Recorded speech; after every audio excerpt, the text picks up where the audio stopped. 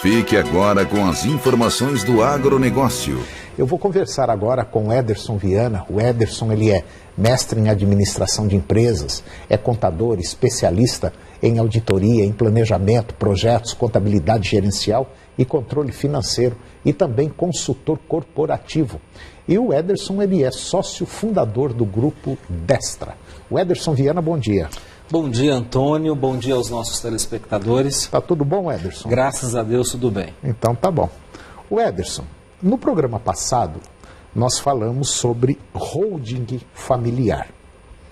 E é um tema interessante, porque, de maneira geral, a maioria das empresas não tem essa prática. E, às vezes, nem imagina que isso pode ser feito. Isso por quê? Por falta de conhecimento. E hoje nós resolvemos falar novamente sobre esse assunto, porque a sua empresa, mesmo sendo da cidade, uma empresa urbana, ou a sua propriedade rural, a sua fazenda, ela pode se tornar uma holding familiar, correto? Correto, Antônio. Nós estamos falando o seguinte, quando nós estamos no país como o Brasil, onde eminentemente 97% das empresas constituídas hoje no Brasil são empresas familiares, nós temos que tomar algumas preocupações.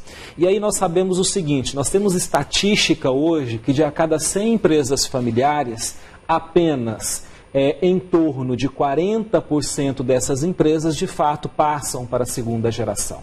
E depois para a terceira geração, cerca de 5% dessas empresas. Então nós temos um alto índice de mortalidade hoje nas empresas familiares. E qual que é o principal objetivo que leva a esse alto índice de mortalidade? De fato, a falta de profissionalização e a preparação dos sucessores que irão assumir esse negócio.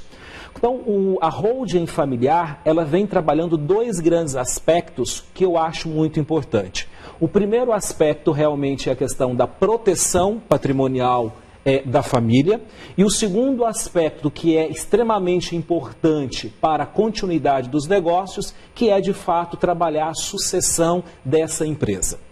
Agora, o Ederson, o que eu fico às vezes encabulado, é porque a cultura nossa, a cultura brasileira, e principalmente aqui a cultura goiana, aqui na região centro-oeste, faz com que as pessoas nem se atentem para isso, ou parece que a maioria acha que não vai morrer. Na verdade,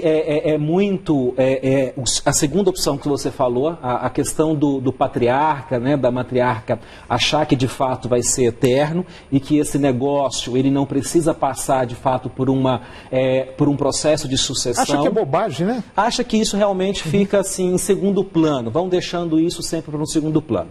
E a gente percebe, Antônio, em estudos que nós temos aí hoje, estatística, que de fato as empresas elas deixam de existir, né, um grande número de empresas deixa de existir a partir realmente da segunda geração. E aí esse processo que nós estamos falando de um processo estruturado de preparação do herdeiro para assumir o negócio, ele precisa ser um processo muito bem definido e muito bem preparado. A holding familiar pode ajudar nisso? Ela pode ajudar a partir do momento que a gente trabalha esses dois aspectos que eu falei, que é o aspecto realmente da proteção do patrimônio da família e o aspecto da sucessão, que é a preparação. Como que isso vai acontecer com a constituição da holding familiar? Quando nós constituímos uma holding e o objetivo da holding é justamente ter uma empresa, uma pessoa jurídica que controla outros negócios e outras pessoas jurídicas. Então essa pessoa jurídica ela passa a administrar. Nós tiramos então a figura do administrador pessoal e passa a ter a figura da administração da pessoa jurídica. Uma pessoa jurídica administrando outras pessoas jurídicas e outros negócios. Então, ou seja, é uma controladora controlando outros negócios. Nesse sentido, o que muda, né, de você ter uma pessoa jurídica ou uma holding familiar? O que isso muda dentro do processo? Muda que a partir do momento em que você constitui essa empresa, você estabelece regras dentro do estatuto social dessa holding e essas regras precisam ser cumpridas por aquelas pessoas que estão dentro desse negócio. E é um tema muito interessante, muito sério isso aqui, porque muitas empresas deixam de existir por causa da continuidade.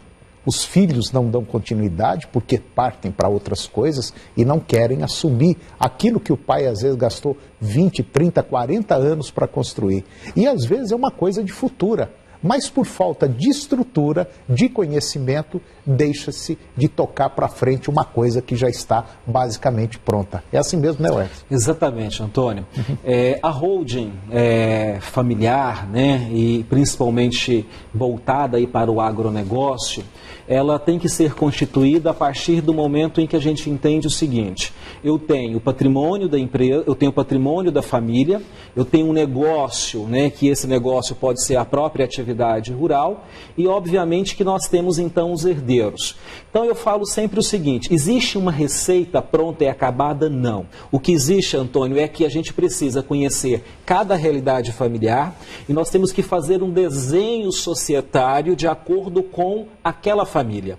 O que é importante é o seguinte: esse é um trabalho que ele é um trabalho muito consultivo e muito detalhista, no sentido seguinte: isso não é a mesma fórmula de uma família para outra família, porque nós temos negócios diferentes de família para família e nós temos estrutura familiar diferente de família para família. Então nós temos que de fato saber, entender qual que é a realidade de determinada família e a partir desses números, desses dados e da análise realmente do patrimônio familiar, dos negócios da família, é que a gente vai fazer o desenho que mais se adequa àquela realidade. O importante é pensar o seguinte, Antônio: nós temos estruturas em que em alguns momentos a gente vai constituir holdings patrimoniais que receberão os patrimônios da família. Por exemplo, nós temos 3, 4 fazendas que estão hoje na pessoa física. Eu preciso de uma proteção para essas fazendas. Então eu vou pegar essas fazendas, vou subir para uma holding patrimonial. Essa holding patrimonial vai receber esses bens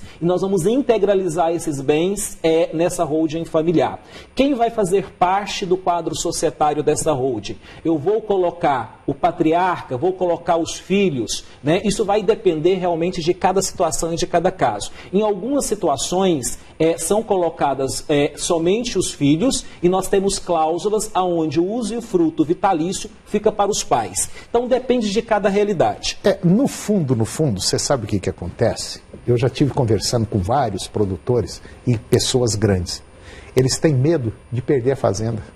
Que se fizer isso, eu não vou ser mais o dono. Pelo contrário, você vai constituir uma coisa sólida. Exatamente. Né? E vai pagar até menos imposto. Vai pagar, tem os benefícios fiscais, né, com a constituição da holding. E uma outra situação, Antônio: quando eu coloco uma cláusula, né, de uso e fruto vitalício, jamais os herdeiros poderão vender essa propriedade sem que de fato os pais eles estejam consentindo para que essa venda ocorra. É uma coisa totalmente segura e uma coisa inteligente de você tocar a sua propriedade rural, a sua empresa. Não é isso? Exatamente. Hoje se fala muito em constituir hold para a questão de blindagem patrimonial. Eu não gosto desse termo, acho um termo muito forte, mas nós temos condições de proteger muito o patrimônio da família através da constituição da holding familiar.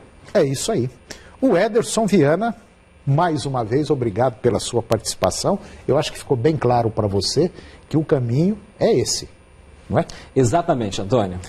O Ederson, vamos embora, né? Nosso programa já acabou. Ok. Ok? E eu espero você aqui no próximo.